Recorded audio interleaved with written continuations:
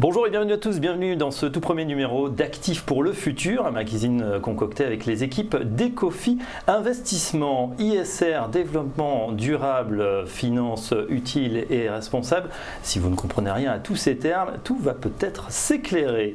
Pour m'accompagner dans ce premier numéro, Pierre Valentin, le président du directoire d'Ecofi Investissement. Bonjour Pierre. Bonjour Fabrice. Olivier Ken, gérant spécialiste du développement durable. Bonjour Fabrice. Bonjour Olivier. Et tout à l'heure, Césaré Vitali, le responsable de l'ISR. Au programme, dans quelques instants, l'édito, parlez-vous ISR, et puis le buzz du mois concernant la semaine de la finance responsable qui vient de s'achever, le grand format avec la transition énergétique, et enfin le vrai faux de l'ISR, la performance. Actif pour le futur, c'est parti.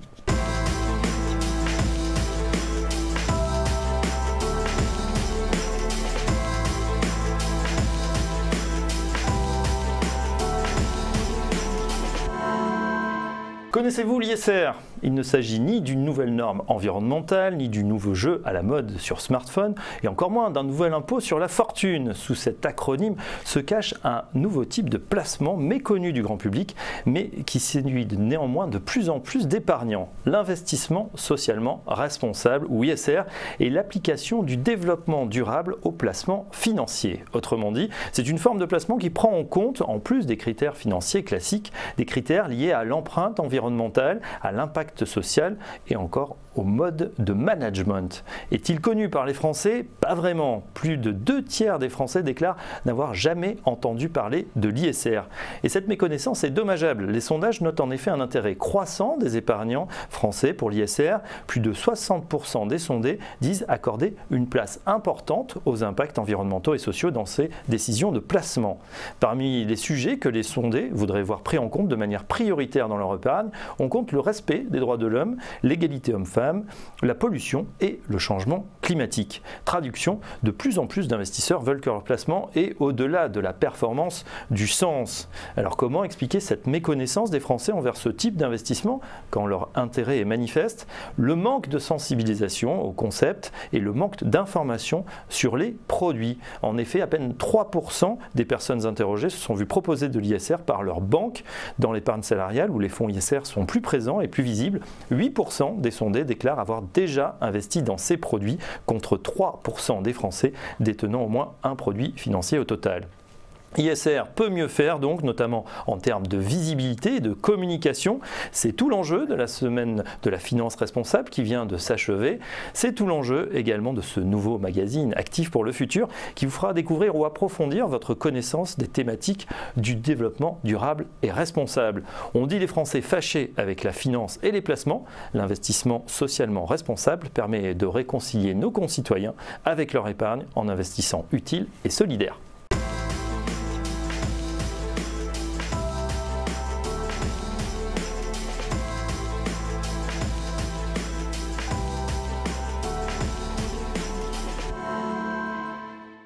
Et pour ce buzz du mois, nous sommes en compagnie de Pierre Valentin. Bonjour Pierre.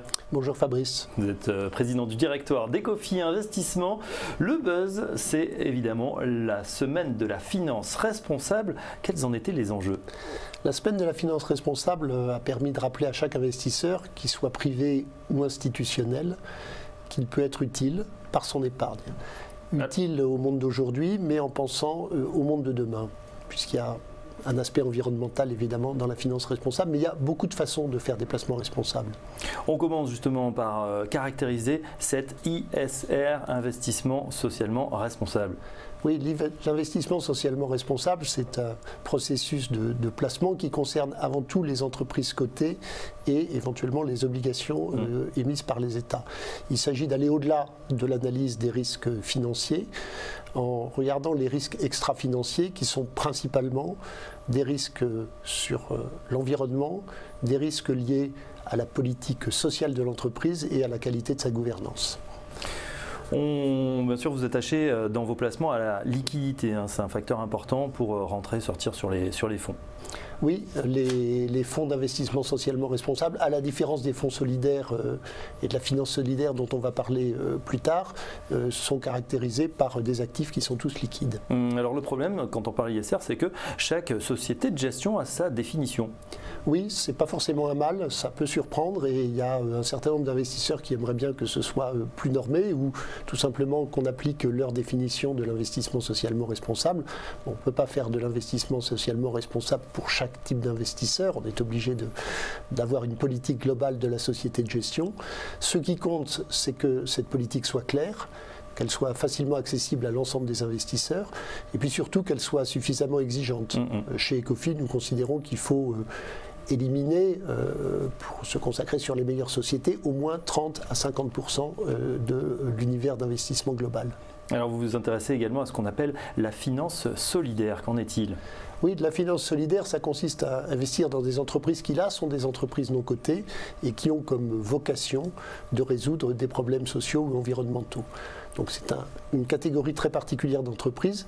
Comme ces entreprises sont non cotées, si on investit dans ces entreprises, on bloque son argent à travers des fonds qui peuvent durer par exemple 10 ans.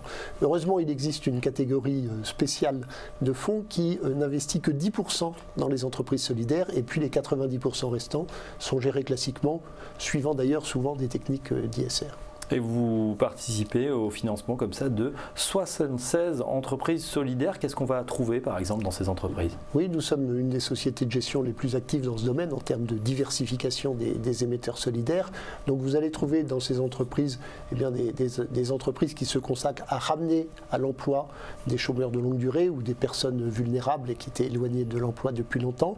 Vous allez trouver des institutions qui se consacrent au microcrédit, donc qui facilitent la création d'entreprises. Vous allez trouver aussi le secteur du logement très social. Bref, il y a énormément de façons de faire de l'entrepreneuriat social. La critique qu'on entend évidemment, c'est souvent est-ce que c'est un argument marketing ou est-ce vraiment efficace? Comment on mesure les impacts? Alors l'impact, c'est effectivement indispensable de le mesurer. Nous publions nous-mêmes un rapport qu'on appelle rapport d'activité solidaire et ces indicateurs d'impact pour le solidaire consiste à mesurer par exemple la création d'emplois ou bien le nombre de personnes logées dans le logement très social ou bien le nombre d'emplois créés à travers le microcrédit. Les impacts sont également donc sur l'ISR et puis sur le solidaire. Oui, on a parlé de l'impact sur le solidaire. Évidemment, l'impact existe aussi dans l'investissement socialement responsable. Il faut illustrer ce que font les entreprises que nous sélectionnons dans nos fonds. Donc nous donnons un reporting à nos investisseurs sous la forme de 6 investisseurs d'impact. Je ne vais pas tous les citer, mais par exemple, il est très important de mesurer les émissions de gaz à effet de serre des entreprises. Et puis, sur le plan social, il y a un certain nombre de caractéristiques qu'il faut illustrer. On peut citer la représentativité des femmes au poste d'encadrement. C'est pour nous un indicateur clé. Voilà, en tout cas, ça permet effectivement de progresser et d'avoir un impact également sur la gouvernance dans les entreprises, c'est-à-dire la marche de ces sociétés. Oui.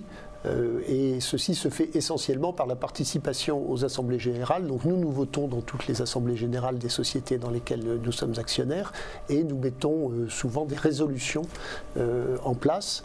Et en ce moment, nous nous intéressons tout particulièrement à l'action que nous pouvons mener pour que les entreprises s'engagent justement dans la transition énergétique et dans la limitation du réchauffement climatique.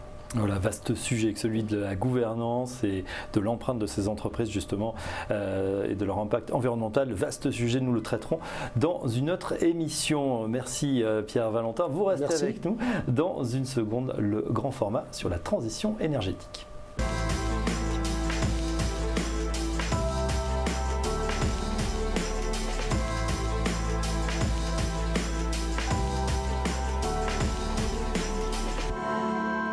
Et pour ce premier grand format, on s'intéresse à la transition énergétique. Cette transition énergétique, messieurs, tout le monde en parle, mais qu'est-ce que c'est exactement? De quoi s'agit-il, Pierre Valentin? Alors la transition énergétique, c'est un changement très profond de nos modes de production et de consommation d'énergie. En fait, ça désigne le changement qui est nécessaire pour arriver à limiter le réchauffement climatique. Et ça passe par deux séries d'actions. La première sur la production d'énergie, donc il s'agit de remplacer les énergies fossiles par des énergies renouvelables. Et puis la consommation d'énergie. On sait que même si on transforme toute la production d'énergie en renouvelable, eh bien ça ne suffira pas. Il faut aussi diminuer la consommation d'énergie. Et avec ces deux actions, on pourrait limiter le réchauffement climatique. Alors c'est clair sur les enjeux. En chiffres, comment cela se traduit-il? Alors en chiffres, si on prend l'exemple des énergies renouvelables, on a des ambitions évidemment très grandes puisque le temps presse pour cette transition énergétique. En Europe, il s'agit d'arriver à 30% d'énergie renouvelable en 2030 alors qu'on est aujourd'hui à 16%, donc un effort d'investissement énorme, un effort d'investissement qu'on retrouve dans le monde entier, où on a aujourd'hui des investissements surtout très massifs en solaire, puisque c'est la première année où les investissements dans le solaire dépassent l'éolien, avec 70 gigawatts. Et pour vous donner les chiffres de puissance installée, on a encore aujourd'hui plus d'éolien que de solaire, 500 gigawatts d'éolien et 300 de solaire pour le monde.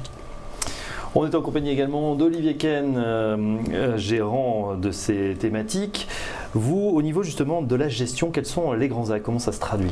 Alors au sein d'Ecofi, on s'intéresse à cette thématique à travers deux fonds. Performance Environnement qui est un fonds PEAble et Enjeux Futurs qui est un fonds international.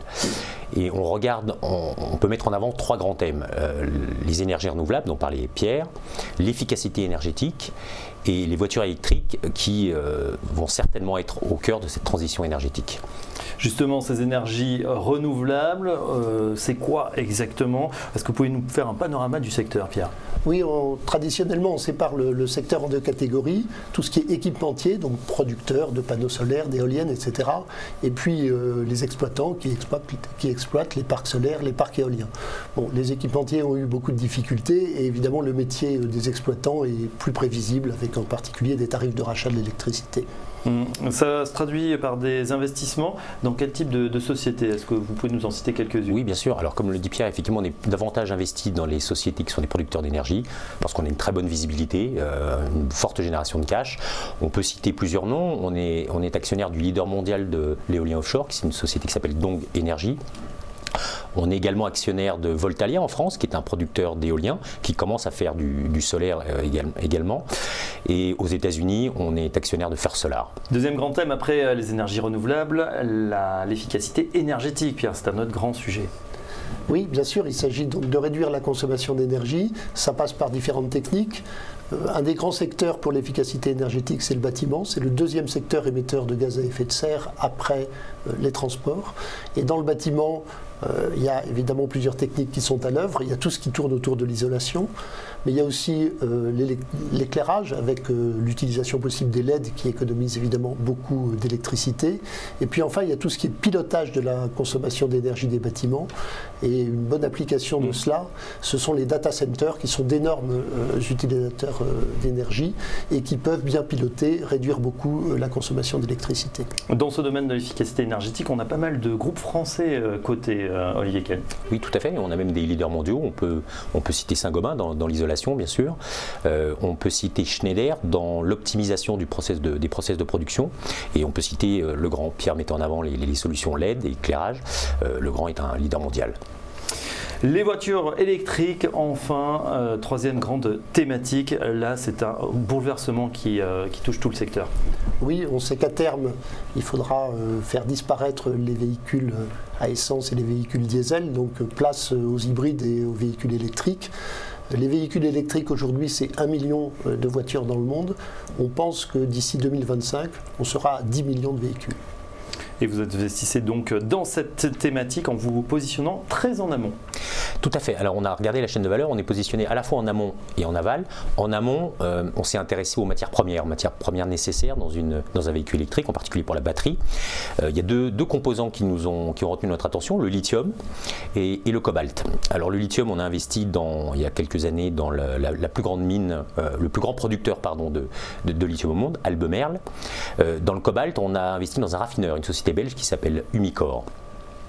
Ensuite, on regarde l'aval de la chaîne et on s'intéresse aux équipementiers classiques, tels que Continental en Allemagne ou Valeo en France, encore une fois leader, qui en fait accompagnent ses clients, donc les producteurs d'automobiles, dans cette révolution, c'est-à-dire les assistent en leur proposant des solutions pour l'électrification des véhicules. Ça peut être aussi la fourniture de capteurs, de systèmes de laser, d'algorithmes pour pouvoir enregistrer et étudier les données.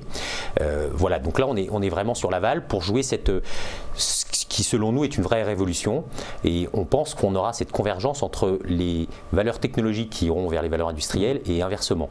On voit d'ailleurs de nombreux accords, Cisco avec Valeo, et à l'inverse on a des sociétés électroniques comme Panasonic qui ont racheté des équipementiers. Et oui, on voit effectivement de plus en plus d'électronique et une convergence dans ce secteur. Les lignes sont en train de bouger. Énergie renouvelable, efficacité énergétique et donc voiture électrique, autant de thématiques qu'on va retrouver au sein de deux fonds chez Ecofi Investissement, Olivier Kahn. Oui, tout à fait, au sein de Enjeux Futurs, qui est un fonds global, donc qui investit partout dans le monde. Également au sein de Performance Environnement, qui est là un fonds PEable, donc 75% de l'actif est investi en Europe et ont une petite partie, enfin les 25% restants sur le reste du monde. Voilà. Et plus de renseignements sur ces deux fonds à retrouver sur le site Ecofi Investissement. Olivier Kahn, merci. Je rappelle que vous êtes gérant spécialiste du développement durable. Merci également à Pierre Valentin, président du directoire de Ecofi Investissement. Tout de suite, la dernière rubrique de l'émission, le vrai faux de l'ISR.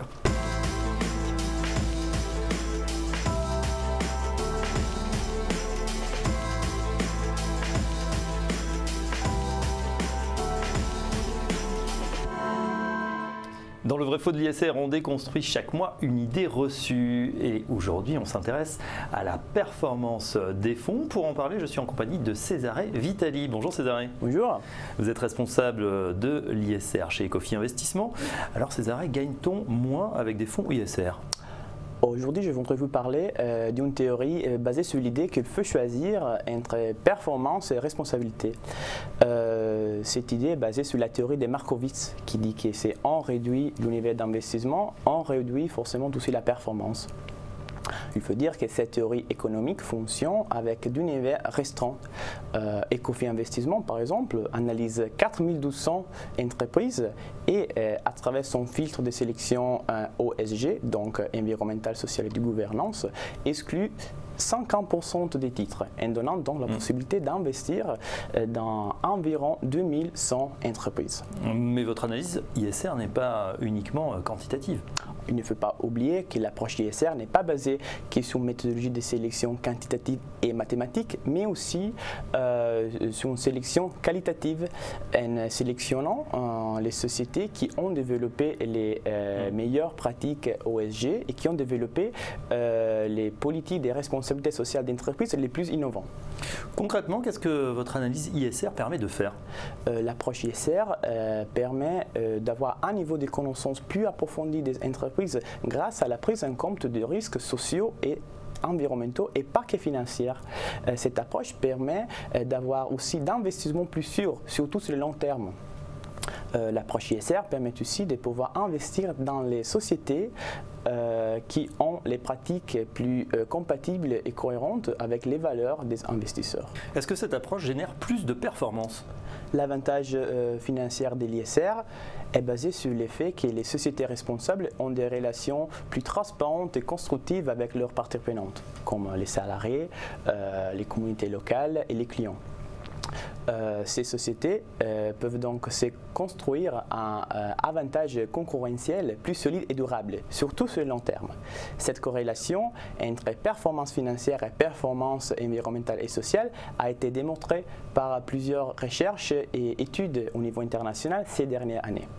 Les sociétés responsables ont aussi moins de probabilités d'être impliquées dans des controverses, comme par exemple des épisodes de corruption, de pollution, de violation des droits de l'homme, qui ont forcément un impact négatif sur la performance financière.